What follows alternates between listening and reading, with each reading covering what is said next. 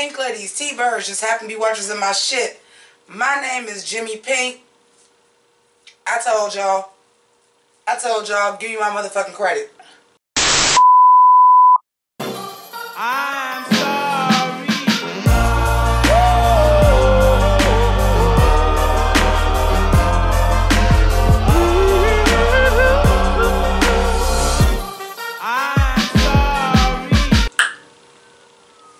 So, thank you so much for joining me. This is Season 2, Episode 8 of the Deuce that I thought was the last episode, but apparently we're getting one more. That's fine. I want to go into Zach Moore's timeout very quickly, because for those of you guys that have been following the Hunt for Pynk October, which this will be day 29, there are a couple entries missing due to the sudden passing of my aunt. So I just wanted to thank everybody for their very kind words, thoughts, prayers, and understanding why we got off the schedule. I wasn't 100% sure I was going to do this video tonight, but to be perfectly honest with you, I needed some kind of normal. And this is what I know how to do. This is my normal. So even though I'm not in 70s costume, I'm in the Halloween costume that I was going to wear to the family Halloween party. It was at somebody's house, so I didn't want to get real extravagant. So I decided to wear it today just because. Now that we got that out the way, and Zach Moore's time in, let's get into this episode, because I gotta be honest with you guys, I was not feeling this episode at the very beginning. I certainly was not. I was like, this is the most boring episode, and what's going on? It was so boring. It was so boring. And I still feel like it was a lot of filler. Did we need more storyline about dude from the mayor's office that was gay? No. Did we need that little blip of black cop saying like, oh, this is what happened to my partner, the city made him corrupt and he blew his own head off, but you ain't tell old girl that he was fucking prostitutes and was an alcoholic and all that, and he was doing that in Season 1, so stop it. He was a piece of shit. Cut it the fuck out. Vince, surprise, surprise, you too pussy to pull the goddamn trigger. Not saying I wanted dude to get killed. I didn't. But that wasn't no surprise. We got a lot of bullshit. The episode ain't get good until the episode was fucking an hour and wasn't nothing good but the last motherfucking 25 minutes. Couple little funny things I want to share with y'all. When they was in the gay strip club, I was like, oh, y'all spending money for that little dick? You gets no tip from me, sir, with that motherfucker Oscar Mayer. That ain't even an Oscar Mayer wiener. That was a Vienna sausage. No. And then Paul is all into porn star dude now. Like, you just broke up with your boyfriend. Now you all into him. And he was crying because he's like, once you do porn and kiss a man, you're in a box. And Paul's like, it's okay. You're free. Oh, boo-hoo. Cry me a fucking river. All fucking storylines that I'm like, we got one episode left and y'all only got one more season. Why is y'all introducing this fucking storyline now? I don't want to hear this. Also, I want to talk about how much I still can't fucking stand Abby. I still can't stand this bitch. Like, Abby, shut the fuck up sometime. Shut the fuck up sometime. Like, oh, ooh, I can't stand her. I can't fucking stand her. I really just can't. Darlene is thinking about moving on with her life, so she is trying to get a square job. She is looking at the board. Here come African dude again. Like, my sister worked in a clothing store, a used clothing store. The punk rock kids really go for it. Maybe she could use some help. African dude is trying to get him some American booty. And guess what? Darlene might be up for it. After that pregnancy, she is just done with Larry Brown. That is not the life that she wants. Speaking of Larry Brown is on another porn. I don't want to be talking like no coon, but you in a movie where you playing a slave. Like, okay. Anyway, the beginning of the episode was really trash. And really unimportant. the British chick that's talking to Vince, do we have to get that whole scene of him or her picking him up and saying come over in the morning to fuck him, to say, oh, what are you going to do when you get old? Oh, I don't see Frankie Martino getting old. Okay, thanks for the foreshadowing. So apparently Frankie going to get killed. You heard it here first. And you know I be knowing my shit because give me my motherfucking props. Give me my motherfucking props. This whole season I've been telling y'all something got to happen to Cece.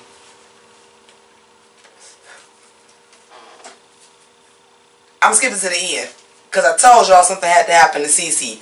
I just didn't see it happening like that. I ain't see that shit. I did not see that shit going down like that. You just got $15,000 for Lori. Now you want to go shake down motherfuckers for your cut. And you want to go in there thinking you boss motherfucking hog.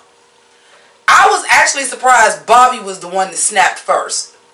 Because you was talking about Bobby's wife and them round titties and all this stuff. I thought it was going to be Frankie to snap. Because I'm like, dude, you talking about his wife, but you talking about his sister.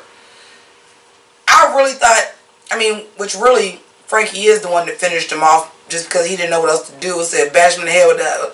Thank you, Black Frankie, for my favorite line of this episode. Damn, y'all murdered the shit out that motherfucker. I love Black Frankie. I really, really do. But you know what? Cece deserved it because they made me hate Cece. And Cece used to be one of my favorite characters. But the way he did Lori, I'm like, dude, you got the money for her. You was losing her anyway. To try to go and treat her like a whore and like fuck her all dry and shit like that. And I thought maybe, just maybe, that was a good little misdirect. Because when she went to the mob dudes, the mob dudes was saying like we want her on the contract. And Fig, I can't think of her name right now, Kiki, went and said, but her man is a problem. And even Rudy said, like, I mean, it's a cheaper way to do that than buying her out. Like, I thought for sure some kind of way he was going to get indignant and they was going to kill him. I did not see it being Bobby and Frankie that took Cece out. But I did say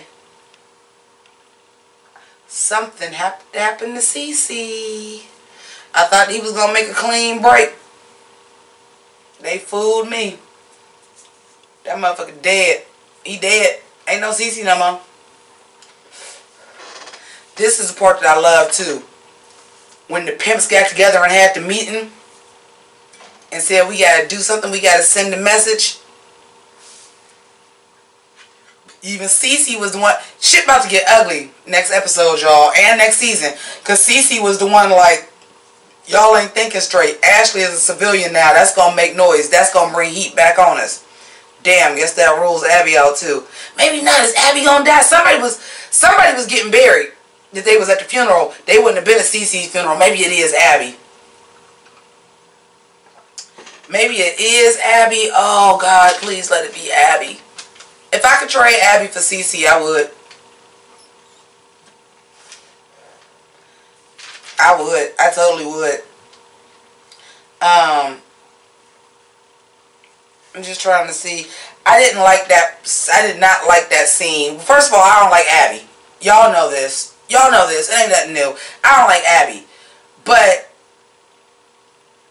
when Abby, an old social justice warrior dude, was trying to tell Dorothy, you going about this wrong. And again, that's that thing.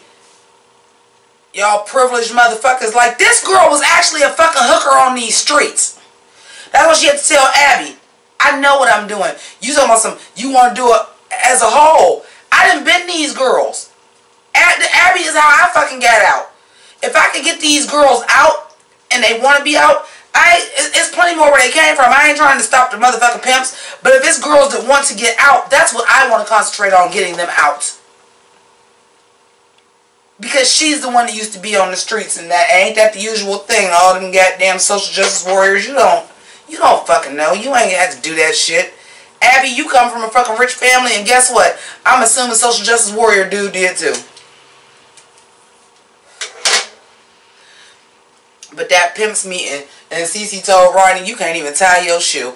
And then him and Shay was in the bed high as hell. Where you get that shit? Next time it's a free clinic and Rodney ran up in that pharmacy, Rodney is going to try to rob that pharmacy, and Rodney going to be dead too. I'm just saying. Because we're getting away from the storyline of the pimps and the whores anyway, and we're going more into porn. You're going to have to start purging characters if they're not going into porn. So, also, even though I love her, don't be surprised if Darlene get out by next season too. And something happened to Darlene is not on next season, or she gets out early next season.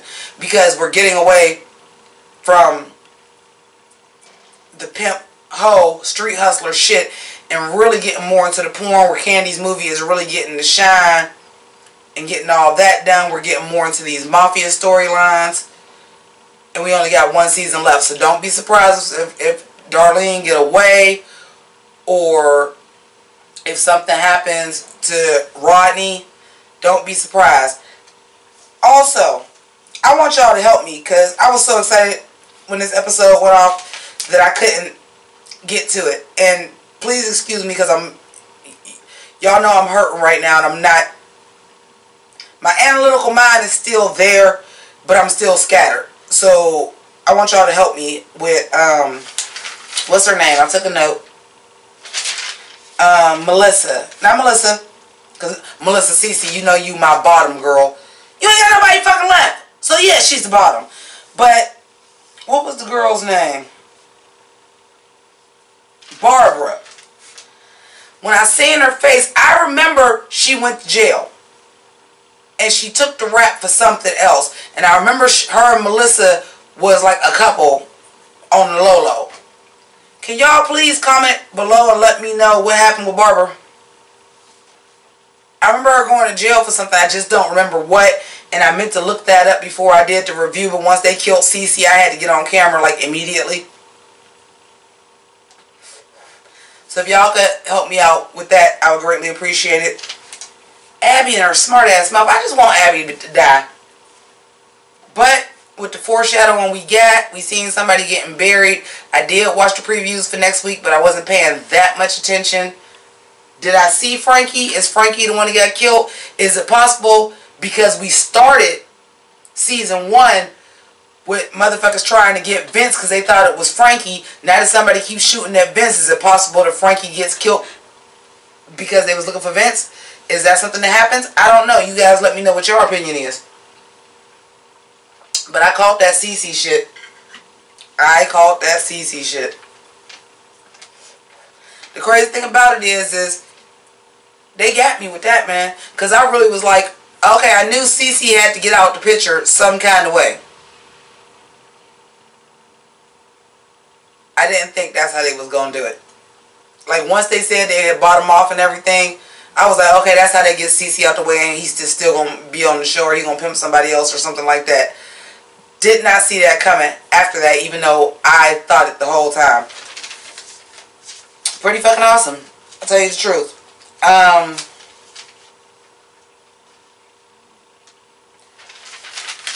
Yeah, I mean, that's really all that's left. Because really, this storyline about the dude that working in the mayor's office being closeted gay, and the Paul storyline with the gay porn star that he's now with, y'all can get rid of that too. And that whole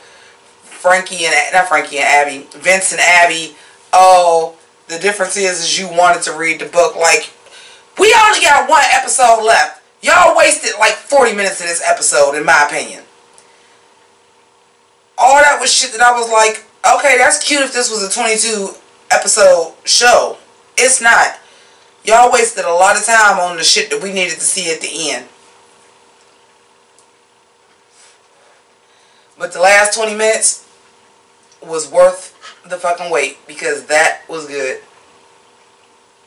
So I apologize. Apparently we have one more episode, so I will go ahead and get in 70s regalia for that, and it doesn't have to be Pynk, thank Christ, so it'll be a little bit easier for me. Maybe it'll be Envy. Maybe Envy will come play next week. She only got to do one episode this season, so maybe I'll let Envy do the finale. But I want to thank each and every one of you guys for watching again. I also want to thank each and every one of y'all for y'all thoughts, y'all prayers, your condolences. I'm cool right now because like I had to do something to get back to normal, but I've been going through it. My family is going through it, and I just really, really appreciate all of you that had kind words. Also, for those of y'all who did not watch the video, the reason why I do the Hunt for Pynk October every year is because my aunt that passed away was a 2-time breast cancer survivor. We do not know what she passed away from. She did pass away suddenly. So we don't think it was breast cancer. As far as we know, that was in remission. So just thank you for bearing with me through that. I mean, that means more than I could say to y'all. Like, I never made the video to let y'all know that for sympathy or prayers or anything like that. It was just to say, hey, I'm doing this movement to raise money, and then I just suddenly came to a halt. I didn't know if I was going to finish the Hunt for Pynk October, but I'm here. So thank you for everybody that donated. Thank you for everybody that watched, commented, liked, subscribed. Everybody that donates to my Patreon and PayPal. That's all available, and it is October 29th. So we do still have 3 more days, episode of 31st. So if you would like to donate to the Hunt for Pynk October, that link is down below. Thank you so much for everything. And I'm really, really trying to. So y'all gonna have to do it for me right now. Keep it greasy. Deuces.